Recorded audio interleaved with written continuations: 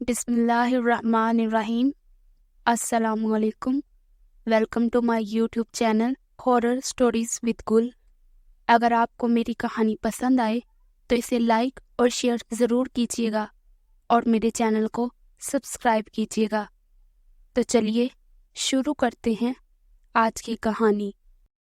کسی جنگل میں ایک شریر اور بد مزاج جن رہتا تھا۔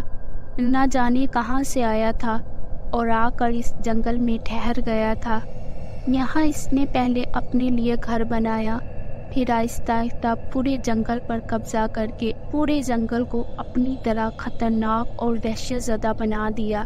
اب یہ جنگل دور دور تک بدروحوں کے جنگل کے نام سے مشہور تھا، حالانکہ یہ جنگل بدروحوں سے بالکل پاک تھا، جن نے صرف دہشت کے لیے خوف و ہراس پھیلایا ہوا تھا۔ اس نے جنگل میں کسی کو نہ رہنے دیا۔ اسے روشنی سے نفرت تھی، جبکہ اندھیرا بہت پسند تھا۔ وہ سارا دن سوتا اور رات ہوتے ہی ڈھونڈنے پھرنے کے لیے نکل جاتا۔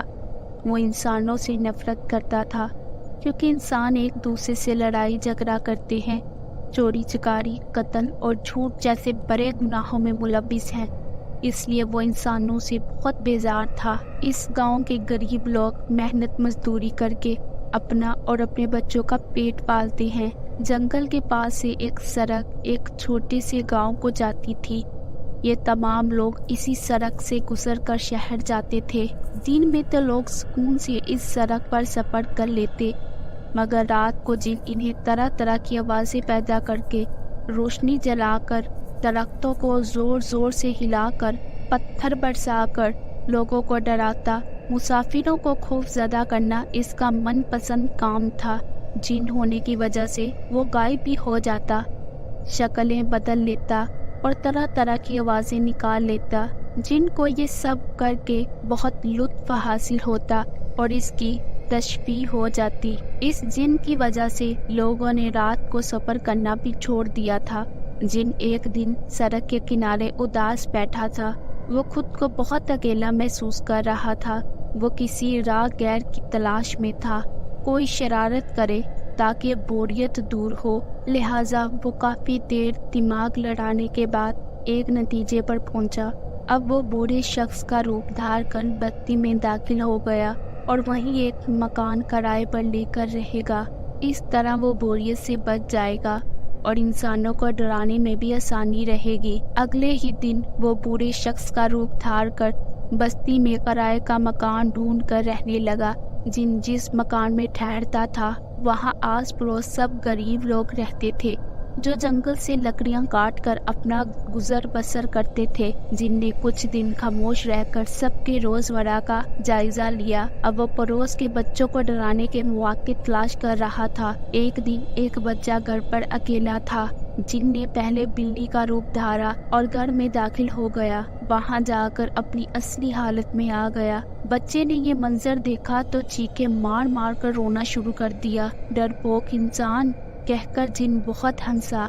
بچے کے رونے کی آواز سے بستی والے وہاں اکٹھے ہو گئے۔ بہرحال جن کو بلی بن کر وہاں سے بھاگنا پڑا۔ اسی طرح وہ اکثر لوگوں کو ڈراتا اور دل ہی دل میں مذاق اڑاتا اور خوش ہوتا رہتا۔ ایک دن جن بیمار پڑ گیا۔ وہ بوڑھے شخص کی حالت میں تھا، اس لیے اسے کچھ زیادہ ہی نکاہت محسوس ہو رہی تھی۔ بیماری اور نکاہت کی وجہ سے اس کی جادوئی طاقتیں کم ہوتی چلی گئی۔ اب وہ ہر روز کوشش کرتا تاکہ جادو کے زور سے وہ دوبارہ جن کی شکل اختیار کر جائے، تاکہ وہ اپنی مرضی سے اڑ کر جنوں کے ڈاکٹر کے پاس جا سکے، مگر یہ سب کرنے میں اس کے مشکل پیش آ رہی تھی۔ وہ کئی روز بیمار پڑا رہا۔ ایک روز پڑوسیوں کو اس کی بیماری کی خبر ہوئی۔ پڑوسی اس کی عیادت کے لیے آئے۔ جن یہ دیکھ کر حیران رہ گیا کہ جس بچے کو اس نے بری طرح ڈرایا تھا وہ بچہ بھی اس کی تیمارداری کر رہا تھا۔ اب گاؤں والے اس کے گھر آتے، اس کے گھر کی صفائی کرتے، اس کے لیے کھانا پکاتے، اس کی دیکھ بھال کرتے، دوا کھلاتے اور اپنے گھر چلے جاتے۔ جن کئی دن تک خاموشی سے یہ سب دیکھتا رہا۔ آخر وہ تندرست ہو گیا۔ اس بار جن کے دل و دماغ میں شرارت نہیں بلکہ ندامت اور شرمندگی کا احساس تھا۔ کتنے عرصے سے اس نے گاؤں والوں کا جینا جینا محال کر رکھا تھا، ان کو تکلیف پہنچا رہا تھا، ان کی قیمتی چیزیں برباد کر رہا تھا، ان کے بچوں کو ڈرا رہا تھا۔ مگر اب جب وہ انسان کا روپ دھار کر انسانوں میں رہ رہا تھا تو اس نے محسوس کیا تھا کہ جنہیں وہ اذیت پہنچا کر خوش ہوتا ہے وہ تو بہت بے ضرر سے لوگ ہیں،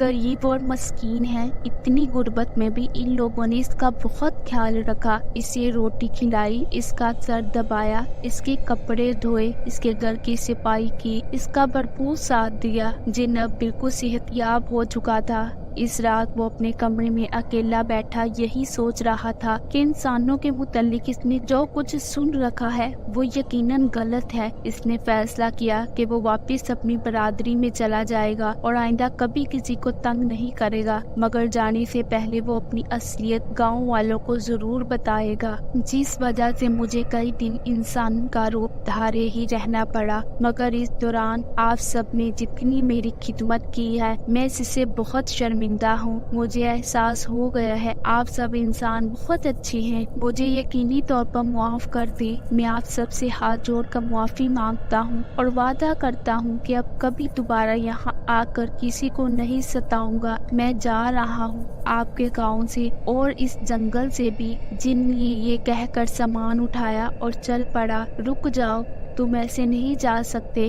گاؤں والے آگے بڑھے۔ ایک پل کو بھوت ڈر گیا کہ شاید اب یہ سب مل کر مجھ پر حملہ کر دیں گے، مگر ایسا نہ ہوا۔ گاؤں کے لوگ جن کے پاس آئے اور کہنے لگے، ہمیں خوشی ہے کہ تمہیں اپنی غلطی کا احساس ہو گیا ہے، تمہاری خدمت اس لیے کی کہ اللہ نے ہمیں دوسروں کی مدد کرنے کا حکم دیا ہے، یہ ہمارا فرض تھا۔ اور رہی بات تمہیں معاف کرنے کی، تو انسان اشرف المخلوقات ہے، معاف نہ کر کے ہم چھوٹا نہیں ہونا چاہتے، اور خدا کے بندے ہونے کا تقاضا ہے کہ ہم تمہیں معاف کر دیں۔ اب اگر تم چاہو تو اسی گھر میں ہم سب کے ساتھ رہ سکتے ہو۔ گاؤں والوں کی بات سن کر جن کی آنکھوں میں آنسو بھر آئے وہ سب کے ساتھ رہنے پر راضی ہو گیا۔ اب جن گاؤں والوں کی مدد کرتا، کوئی مصیبت میں گرفتار ہوتا تو اس کی مدد کو پہنچ جاتا، کوئی بھوکا ہوتا تو اسے روٹی لا دیتا، کوئی بیمار ہوتا تو اس کی خدمت کرتا، کوئی پریشان ہوتا تو اس کی پریشانی دور کر دیتا۔ جن کے اس رویے سے سب خوش تھے، جن بھی اب انسانوں میں بہت خوش رہنے لگا تھا، اب سب انسان اس کے دوست تھے۔